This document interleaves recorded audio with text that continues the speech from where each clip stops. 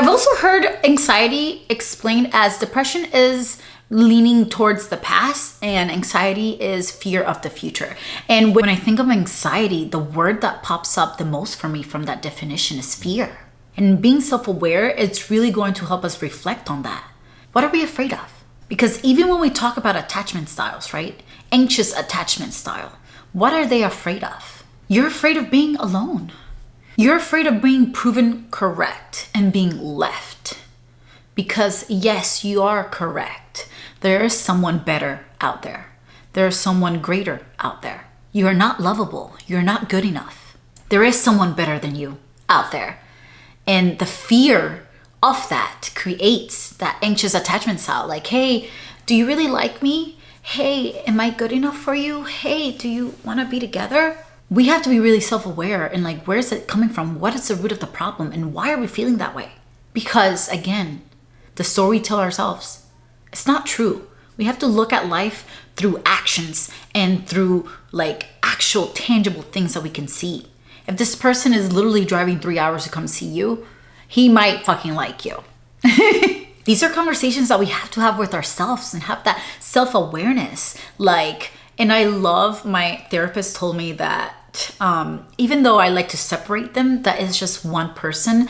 But my alter ego, Big G, like Big G doesn't sugarcoat. She tells me like it is. She is ruthless. But whenever I'm feeling anxious about something, I remember when I was in my 4-year situationship, you can go check out those videos in my channel when I talked about that. But I was so anxious because I was like, oh my gosh, are we together? Are we not together? Like, oh my gosh, you know, I was crying in Capri. That was why I was crying, because I was like, I like this man, but I don't think he likes me like that. And I don't think there's a future. And again, that anxiousness of like the future.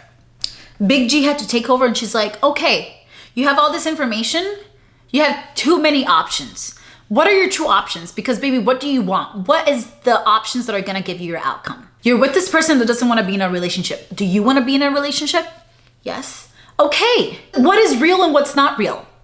What's not real is the story you keep making up in your head that there's hope, that this man wants more kids, that this man wants to be with you and marry you. This man has told you multiple times he doesn't believe in marriage, he doesn't want a relationship right now, and he doesn't want any more kids. That is reality. His actions and what he's doing is backing that up. So this fairy tale you got up here, you gotta knock it off. What are you afraid of? You're afraid that he'll leave? You're afraid that you won't be in this relationship? Then don't be in the relationship, because guess what? It's not even what you want anyways. Keep it pushing. But Big G really helps me like get out of my head and really focus in the present and what can I do now? Again, that action behind it. One of the quotes that I found while researching this topic was from Lao Tzu, and I would love to share with you guys. If you're depressed, you're living in the past. If you're anxious, you're living in the future. If you're at peace, you're living in the present. And I just hope and wish for all of us to be able to live in the present. Another word that pops up in my head is worry. It reminds me of the definitions that we talked about with the neurotransmitters in anxiety and depression that are released by our adrenal glands. And when I think of worry, I think of back when I was younger. I did a video on this. My mom put me in Barbizon modeling school. I was so anxious, like to walk on the runway, to be in front of the camera, to be seen by so many people. And I remember I did trash wreck. But after I left that experience, I was like, hey, Giselle, you are really shy.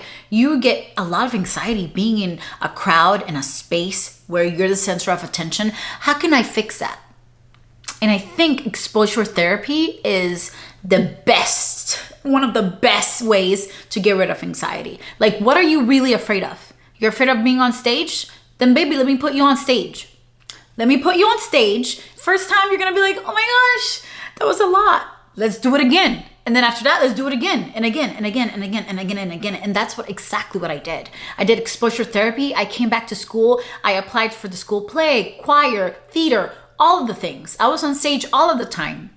And most of the times I was in the back, but baby, it was on stage. And then that gave me the confidence to, even being on stage, I don't necessarily get the sweaty palms. It's more it went from anxious to excitement. Like, oh my gosh, we're gonna be on stage. We're gonna talk to thousands of people. Put me in, coach, put me in.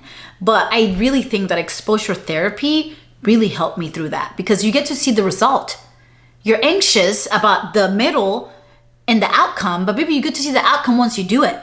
And then you're like, oh, again, you're building that habit. You're building that stack of undeniable proof that, hey, I did this really scary thing and it wasn't that fucking scary. If you guys are enjoying this kind of content, make sure you watch the full video right over here. Thank you so much. I love you guys, and I'll catch you guys here.